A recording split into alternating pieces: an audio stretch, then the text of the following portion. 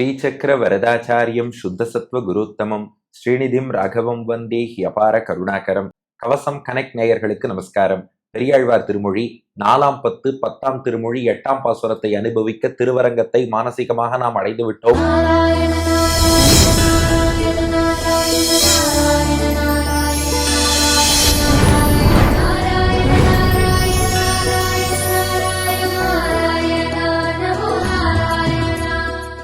ஆதிசேஷன் மீது பிரணவாக்கார விமானத்துக்கு கீழே உபய காவிரி மத்தியிலே பெரிய பெருமாள் பள்ளி கொண்டிருக்கிறார். அந்த திருமண தூண்களுக்கு இடையே பெரியாழ்வார் அனுகிரகத்தால நாம போய் நின்னுட்டோம். இப்ப 8வது பாசுரம் பெரியாழ்வார் எம்பெருமானிடம் சொல்கிறார், பெருமாளே நீ ஆனா பெரிய மாயாவிப்பா, என்ன மாயம் பண்ற ஏது பண்ற தெரியாது. இந்த உடம்புல இருக்கும்போது பகவானுடைய திருநாமத்தை சொல்ல முடியும், சொல்லக்கூடிய ஆற்றலை நமக்கு கொடுத்திருக்கான், அதை பயன்படுத்தின்னு சொல்லிடணுமா. இந்த உடம்புல இருந்து வெளியேறி யமலோகம் போகும்போது யாத்தனா சரீரம்னு வேறொரு உடல் வரும். உங்களுக்கே தெரியும் இல்லையா, ஆத்மாவை ஆயுதங்கள் வெட்டாது, நெருப்பு எரிக்காது, காற்று உலர்த்தாது, நீர் நனைக்காது. அப்புறம் ஆத்மாவுக்கு யமன் மட்டும் எப்படி தண்டனை கொடுப்பாருன்னா, தண்டனை அனுபவிக்கிறதுக்குன்னே வேறொரு உடம்பு இருக்கு, அந்த அடி வாங்கறதுக்குன்னே உள்ள உடம்ப வச்சு அதன் மூலம் ஆத்மாவுக்கு துன்பத்தை உண்டாக்குவார்கள். இந்த கதை எதுக்கு சொன்னோம்னா, இந்த உடம்புல இருக்கிற காலத்துல பெருமாளுடைய திருநாமத்தை சொல்லணும், பெருமாளை நினைச்சுடணும். இதை விட்டு நீங்கி நரக்கத்தில் கொடுக்கக்கூடிய யாத்தனா சரீரத்தை எடுத்துட்டா அங்க பெருமாளை நம்மளால நினைக்க முடியாதான். உடனே கமெண்ட்ல எல்லாரும் கேள்வி கேட்க உடனே தயாராகி விடுவார்கள். ஏன் இந்த உடம்பில் இருக்கும்போது நினைக்க முடியும், ஏன் அந்த உடம்பு எடுத்தா நினைக்க முடியாது? பெரியாழ்வாரே பதில் சொல்றாரு, பா இதெல்லாம் நம்ம புத்திக்கு புரியாது, இதெல்லாம் பெருமாளுடைய மாயம். இந்த உலகத்தோட மொத்த அட்மினிஸ்ட்ரேஷனையும் பெருமாள் எப்படி பண்ணிட்டு இருக்காருன்னு அந்த ரகசியத்தெல்லாம் நமக்கு சொல்ல மாட்டார். அரசாங்கத்துல உள்ள கவர்மெண்ட் சீக்ரெட் எல்லாம் நமக்கு சொல்றாளா, ராணுவ ரகசியம் எல்லாம் சொல்றாளா, அதெல்லாம் எத்தனையோ காரணம் வச்சுட்டு இருப்பான். பெரியாழ்வார் சொல்றார், அது என்ன காரணமா வேணாலும் இருந்துட்டு போட்டோம், அந்த உடம்புக்கே போகாதபடி நீ காப்பாத்திட. இப்போ இந்த உடம்புல இருந்தா ஏன் நினைக்கிறோம், அங்க இருந்தா ஏன் நினைக்க முடியாது, இதெல்லாம் டவுட் கேட்டு ஆராய்ச்சி பண்ற நேரத்துல இருக்கிற காலம் பெருமாளை சிந்தனை பண்ணுவோம். அடியனாதான் சொல்றது, நிறைய பேர் டவுட் கேட்டு மெயிலாம் அனுப்புவா. ஓகே, கேள்வியெல்லாம் கேட்க வேண்டியதான், வேண்டாம்னு சொல்லல. இந்த நேரத்துல கொஞ்சம் பெருமாளை சிந்திப்போம், சிந்தனை பண்ணா தானா இதுக்கெல்லாம் கிளாரிட்டி பெருமாளே கொடுத்துருவார். அதுதான் 8வது பாசுரம். நீ என்ன மாயம் பண்றன்னு எனக்கு புரியாதுப்பா, ஆனா அங்க போய் நான் மாட்டிக்காம நீ காப்பாத்துங்கிறார் 8வது பாசுரம். நானேதும் உன் மாயம் ஒன்று அறியேன், நமன் தமர் பற்றி நலிந்திட்டு இந்த ஊனே புகே என்று மோதும் போது அங்குன்னை நானொன்றும் நினைக்க மாட்டேன். வானேய் வானவர் தங்கள் ஈசா மதுரை பிறந்த மாமாயனே, என் ஆனாய் நீ என்னை காக்க வேண்டும் அரங்கத்தரவணை பள்ளியானே. நான் ஏதும் உன்மாயம் ஒன்றறியேன், நமன் தமர் பற்றி நலிந்திட்டு இந்த ஊனே புகே என்று மோதும் போது அங்குன்னை நானொன்றும் நினைக்க மாட்டேன். வானேய் வானவர் தங்கள் ஈசா மதுரை பிறந்த மாமாயனே, என் ஆனாய் நீ என்னை காக்க வேண்டும் அரங்கத்தரவணை பள்ளியானே. பெரியாழ்வார் சொல்றார், நான் நல்ல சாதாரண மனுஷப்பா, யாரு அவ்வளவு பெரிய மகான் சொல்லுகிறார், நான் சாதாரணப்பட்டவனான அடியேன், உன் மாயம் நீ எத்தனையோ மாயங்கள்லாம் பண்ணுவ, ஒன்று அறியேன்ட்டார். ஒன்று நாதன் ஒரு துளி கூட அறியேன்னா அடியேன் அறிய மாட்டேன், அடியேனுக்கு அதை பத்தி தெரியாதுங்கிறார். நான் ஏதும் உன்மாயம் ஒன்று அறியேன். பெருமாள் பெரிய மாயாவி, அவர் உலகத்தை நிர்வாகம் பண்றதுக்கு பல விஷயங்கள் வச்சிருப்பார். நாம எங்க ஏமாந்து போறோம்னா, அதுல ஒரு விஷயம் நமக்கு பிடிபடலைன்னா, இது ஏன் புரியல, இது என்னவா இருக்கும் யோசிச்சு 10 பேர்ட்ட போய் கேள்வி கேட்டு இதை பத்தி நாம குழப்பிட்டு பகவானை சிந்திக்கிறத மறந்துடுவோம். அவர் நாம இப்படி போறோமா அவர்கிட்ட வரோமான்னு டெஸ்ட் பண்ணத்தான் அப்படி நிறைய வச்சிருப்பார். இது சுவாமி வேதாந்த தேசிகனே அழகா சொல்றார், உபயுக்தேஷு வைசத்தியம். நீ மோட்சம் போறதுக்கு என்ன தேவையோ அதை தெளிவா தெரிஞ்சுக்கோ. உலகத்துல உள்ள அத்தனையும் தெளிவா தெரிஞ்சுக்கணும்னு நினைச்சா அது எப்பேற்பட்ட ரிஷிக்கும் சாத்தியம் இல்லைன்னு தான் நாம சொல்லணும். அதுதான் ஃபேக்ட். நாராயணன் பரம்பொருள், சரணாகதி பண்ணா மோட்சம் போலாம், மோட்சம் போய் கைங்கரியம் பண்ண போறோம், நாம அவனுக்கு தொண்டனான ஜீவாத்மா, இது தெரிஞ்சுட்டு சொல்லியோ இது போரும் பக்தியில ஈடுபடுவோம்.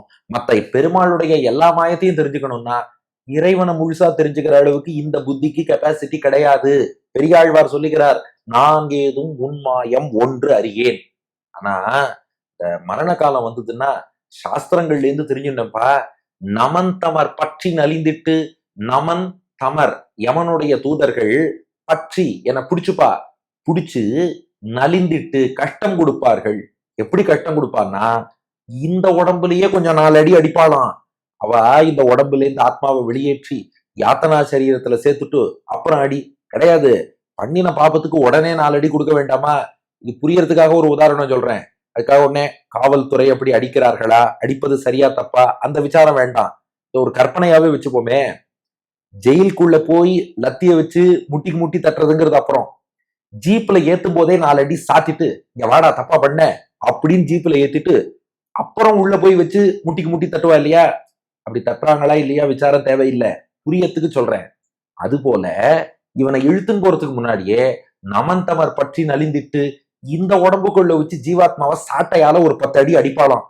அடிச்சதுக்கு அப்புறம் இந்த உடம்புல இருந்து வெளியேற்றி இந்த ஊனே புகை என்று, ஊன்னா உடம்புன்னு அர்த்தம், இந்த ஊனேனா யாத்தனா சரீரம்னு அர்த்தம். அப்ப பாருங்க, இப்ப பாட்டுக்கு அர்த்தம் புரியும் பாருங்க. நமந்தமர் பற்றி நலிந்திட்டு முன்னாடியே ஒரு நலிவு கஷ்டம் தண்டனை கொடுத்துட்டா, அது இந்த உடம்புல இருக்கும் போதே.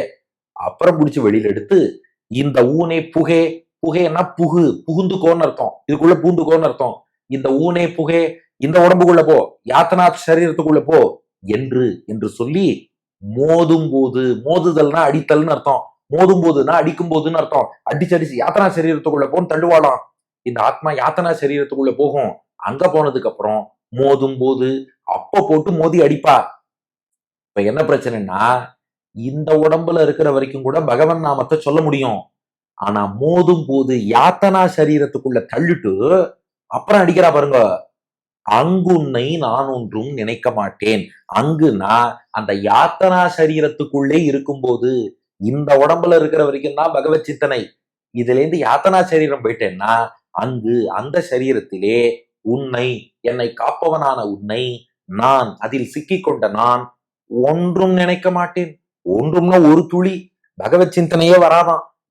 எங்க மாட்டின் இருக்கோம், எப்படி எங்க தப்பிப்பது, யார் காப்பாத்துவா, ஒண்ணுமே புரியாது. கண்ணை கட்டி காட்டுல விட்டாப்புல இருக்கும்பா. இது சாஸ்திரத்தையும் தெரிஞ்சுண்ட. இந்த உடம்புக்கும் அந்த உடம்புக்கும் என்ன வித்தியாசம், இங்க இருந்தா ஏன் நினைக்கிறோம், அங்க இருந்தா ஏன் நினைக்க முடியாது, இதெல்லாம் எனக்கு தெரியாது. ஆனா என்ன நடக்கும் தெரியும், ஃபார்முலா தெரியாது, ஆனா ஆன்சர் தெரியும். அங்குன்னை நான் ஒன்றும் நினைக்க மாட்டேன். அதனாலதான் இப்பவே உன்னை பிரார்த்திக்கிறேன்ப்பா. வானே வானவர் தங்கள் ஈசா. வான் அப்படின்னா வைகுண்டம்னு அர்த்தம். ஏய்னா பொருந்தி இருக்கக்கூடிய, அங்க பொருத்தமாக வசிக்கக்கூடியன்னு அர்த்தம். வான் ஏய், வைகுண்டத்தில் பொருந்தி இருக்கும். வானவர், வைகுண்டத்தை சேர்ந்த நித்தியசூரிகள். தங்கள் ஈசா, அவர்களுக்கும் ஈசனாக தலைவனாக இருப்பவனே. வானை வானவர் தங்கள் ஈசா, வைகுண்டத்தில் பொருந்தி இருக்கும் நித்தியசூரிகளுக்கும் தலைவன். அப்போ உனக்கு எல்லாரையும் ஆளக்கூடிய அந்த திறமையும் இருக்கு, அதே சமயம் கருணையும் இருக்குப்பா. மதுரை பிறந்த மாமாயனே, மதுரால கிருஷ்ணனாக பிறந்த அவதாரம் செய்த மாமாயனே. மாயன்னா வியக்க வைப்பவன் அர்த்தம். மாமாயன், பெரிய ஆச்சரியத்தையும் வியப்பையும் உண்டாக்கக்கூடிய ஒண்டர்ஃபுல் லார்ட். மாமாயனே, ஆச்சரிய சக்தி கொண்டவனே. என் மாமுனிகள் அழகா வியாக்கியானம் பண்ணார். அங்க வைகுண்டத்துல நித்தியசூரிகளை ஆளுமை செலுத்தி ஆட்கொள்கிறானோ, ஏன்னா அவர்களுக்கு ஈசா. மதுரையில அவதாரம் பண்ணி இவன் அடிமை போல் இருந்து எல்லாரையும் ஆட்கொண்டான். நம்மாத்து குழந்தை மாதிரி அடிச்சாடி வாங்கிட்டான், கட்டி போட்டா கட்டுண்டு கிடந்தான். இப்படி நமக்கு கீழ்ப்பட்டவனாக இருந்து ஆட்கொண்டவன் மதுரையில் பிறந்த கண்ணன். மேம்பட்டவனாக இருந்து ஆட்கொள்பவன் வைகுண்டத்தில் உள்ள பரவாசுதேவன். இத்தனையும் மன்னனி எங்கிட்டையும் அப்படித்தானடா கட்டுப்பட்டு இருக்க. என் ஆனாய்னர், ஆனாய்னா ஆனையேன்னு அர்த்தம். ஆனைனா என்ன, யானை, எலிபென்ட். என் ஆனாய், என்னுடைய யானையே. திடீர்னு பெருமாளை பார்த்து என்னுடைய யானையேங்கிறாரு. என்ன, மணவாள மாமுனிகள் அழகா வியாக்கியானம் பண்ணார். யானை இருக்கே ரொம்ப பலசாலி, எவ்வளவு பெரிய எதிரி வந்தாலும் அடிச்சு தூக்கி துவம்சம் பண்ணிடும். ஆனா பாகன் என்ன சொன்னாலும் கேட்கும். அங்க பாருங்க, நித்திய சூரிகளுக்கே தலைவனான பெருமாள் மதுரால எளிமையா கிருஷ்ணனா அவதாரம் பண்ணாரோ இல்லையோ, அது போலதான் யானை பலம் கொண்ட பெருமாள் பெரியாழ்வார பாகனா வச்சுட்டாராம். என் ஆணைன்னு யார் சொல்லுவான்னா பாகன் தான் சொல்லுவான், இது என்னோட ஆணைன்னு. அப்படின்னா என்ன அர்த்தம், இதுக்கு ரொம்ப பலம் ஜாஸ்தி, யார வேணாலும் அடிச்சு தாக்கும், நான் என்ன சொன்னாலும் கேட்கும். அது போலதான் பெருமாளும். பெரியாழ்வாருக்கு அவர் யானை போல, பெரியாழ்வார் பாகன் போல. நான் சொன்னதெல்லாம் கேட்கறியே, நீ என்னை காக்க வேண்டும், நீ என்னை காப்பாற்றணும்னு சொல்றேன். அந்த வார்த்தையும் கேட்டு ஒழுங்கா காப்பாத்து. அரங்கத்தரவணை பள்ளியானே என்பது பாசுரம்.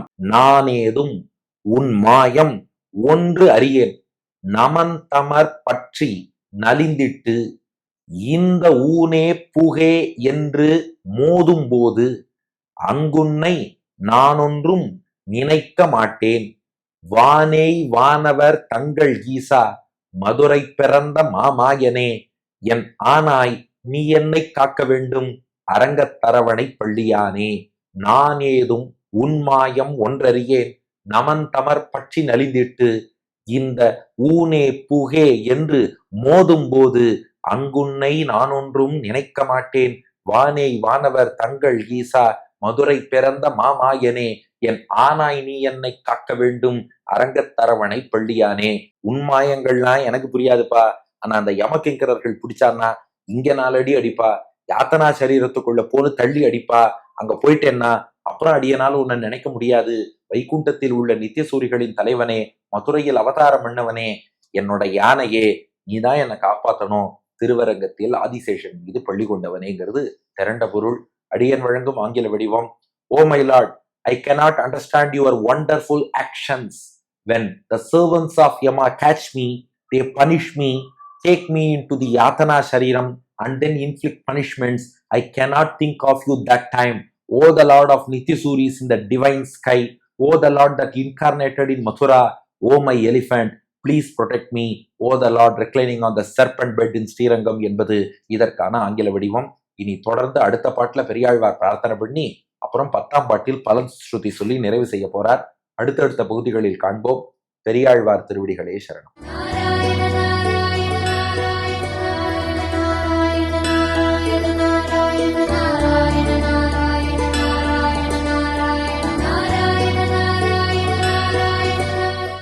நான் ஏதும் உன்மாயம் ஒன்றறியேன் நமன் தமர் பற்றி நலிந்திட்டு இந்த ஓனே புகே என்று மோதும் போது அங்கேதும் நான் உன்னை நினைக்க மாட்டேன்.